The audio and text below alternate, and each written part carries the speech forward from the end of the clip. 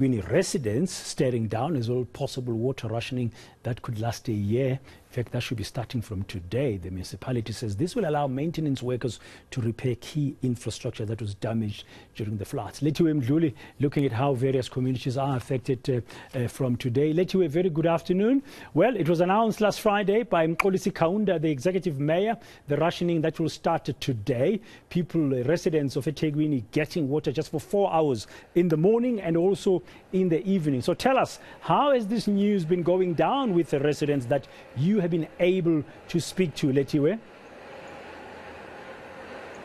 Well, Braden, a lot of residents that I've spoken to in the course of today are up in arms over these restrictions. They are not happy at all.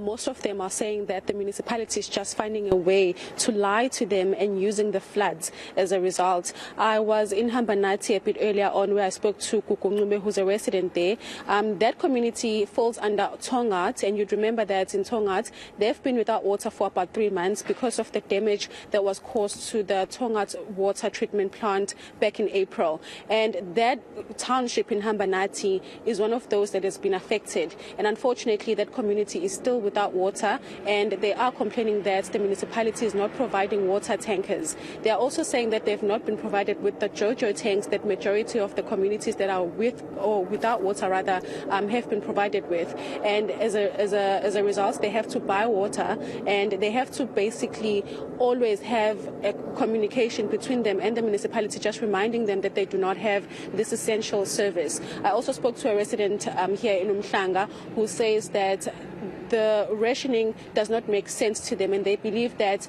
the municipality failed to upkeep the infrastructure, and that is why it was so easy during the floods for the infrastructure to just get damaged. They do believe that a lot of people will now have to spend a lot of money buying buckets, and they do not understand why they're only going to have water for 4 hours. They're saying that that amount of time is not enough for everyone to collect water. Of course, Braden, like you mentioned, on Friday, the mayor did explain to the residents of eThekwini that they will have water for about 4 hours during the morning and also 4 hours in the evening. But those communities that will be affected are the ones that get water from the Durban Heights water treatment plant, and not any communities that do not fall under that section. The mayor did say that for now these repairs will take about a year, and most residents are not happy about that. I actually spoke to this resident in Umhlanga, and this is what he had to say. To keep water, you'll have to utilize funds to buy the utensils. Normally the buckets are 20-liter buckets, and they're not cheap.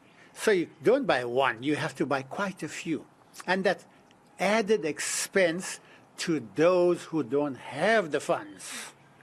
And also, after 1 year, what you do with the bucket? You have to throw them away. So it's extra expense incurred by people who have limited funds. It's all going to be very costly exercise, according to that resident there from Klanga, speaking to Letiwe Mdluli. Now, Letiwe, I understand you also chatted to some officials about these concerns that are being raised today on this first day of the 1 year long, maybe, rationing of water in eThekwini. Of course, but then I actually caught up with the Deputy Mayor, Philani Mavundla, who did say that they're just urging residents to be just bear with them for the next month or for the next year, rather, saying that they need to actually do these repairs, and they are avoiding a situation where majority of the residents that fall under the city of eThekwini are without water for days. And they are saying that this will actually help fast-track the situation where those repairs will last for years, rather, and this will actually help the residents. He is urging residents to also avoid going on the streets to protest, because he is saying that they need to understand that majority of the infrastructure damage was caused by the floods and not the city. While speaking to him earlier on, this is what he had to say. We are a very responsible government. We will all remember about the looming day zero in Cape Town. If that was planned, they wouldn't have to worry about that. We've seen exactly the same scenario coming up in Kimberley, as well as Nelson Mandela Bay. Now, as eThekwini, we don't want to find ourselves where we'll say to our people, you are not going to have water.